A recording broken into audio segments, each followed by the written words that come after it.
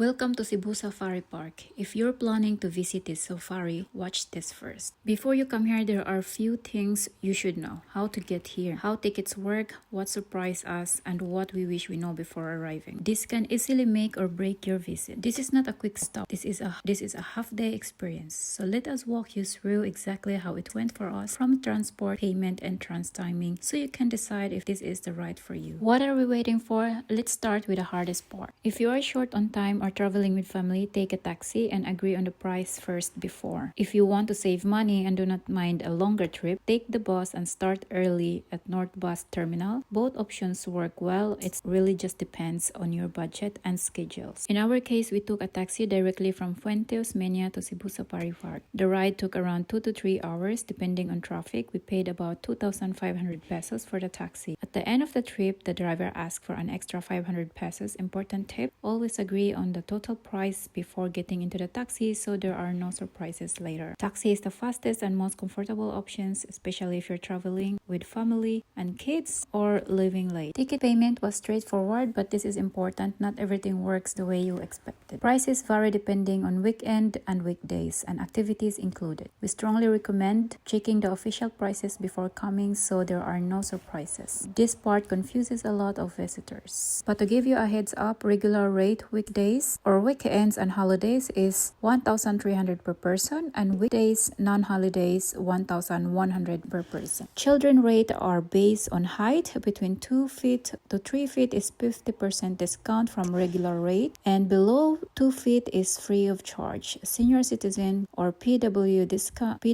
discounts, 20% discount from regular rate upon presentations of the valid ID. In my father's case, he forgot his ID, so he has to pay full price, which is really bad in our case. Now you know. Carmen residence rate, 50% discount from regular rate upon presentations of valid government ID stating proof of residency in Carmen Cebu, which is amazing. Our entrance first impressions was organized and clear. Staff were helpful and used to guide first-time visitors. Once inside, the scale of the park really hits you. This is when you realize this is not a small zoo. This is where the experience really starts. Opening time matters a lot here. Animals are more active earlier in the day. Midday heat slows everything down. If you can arrive early and avoid weekends if possible, you'll enjoy this much more. This timing alone changes everything. What surprised us the most was not just the animals, it was the space, the calm, and how natural everything felt. This doesn't feel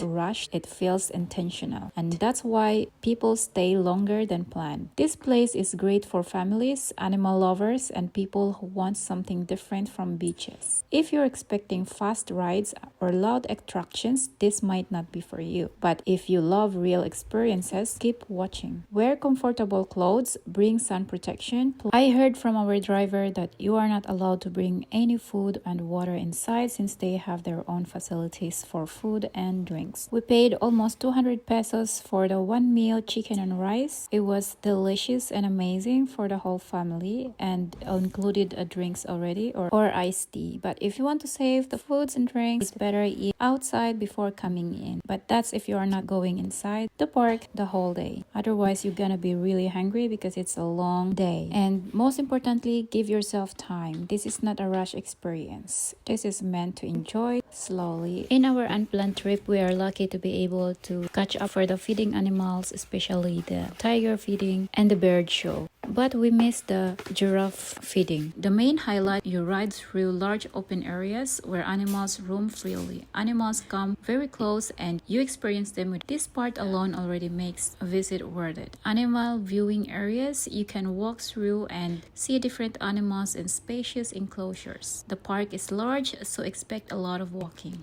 It feels more natural and calm compared to a traditional zoo. There is a scheduled bird show where trained birds fly freely. This is entertaining and educational, especially for kids. Check the show times when you arrive so you do not miss it. There are areas where you can get closer to certain animals under staff supervision. This depends on the day and animal availability. At the park, you can pay extra to feed certain animals. This includes birds, crocodile, depending on availability that day. Feeding is always done under staff supervision, so it feels safe and organized. They explain what to do and when to feed, especially for kids and first-time visitors. This is one of the moments where animals come very close, which makes the experience more memorable than just watching from a distance. How payment works: animals feeding is not included in the entrance ticket. You pay separately inside the park. Payment is usually done at the designated counters near the activity area. Prices are reasonable, but they can change, so it's the best time to check on the day. Make sure to bring cash, as some areas may not accept cards. Birds feeding is calm and enjoyable. Birds come close and sometimes land nearby. This is great for photos and especially nice for kids because it feels interactive without being overwhelming. Crocodile feeding is more intense. You watch from a safe distance while staff handle the process. It is short but very interesting to see how. Now, is it worth paying extra? If you enjoy close animals encounters, yes. If it adds a different level to the visit, especially if it's your first time. If you are on a tight budget, you can still enjoy the park without feeding, but feeding experiences definitely make the visit more special. Our tip: choose 1 or 2 feeding activities, not all. This keeps the experience enjoyable without feeling rushed or expensive. Not all activities are included in the entrance ticket. Some experiences cost extra. Activities availability can exchange depending on the weather and crowd level. Who will enjoy this most is families with kids, animal lovers, visitors looking for something different from beaches in Cebu. So if you're planning a visit to the safari in Cebu, now you know what to expect. If this helped you, like the video, subscribe, and comment if you're planning to visit.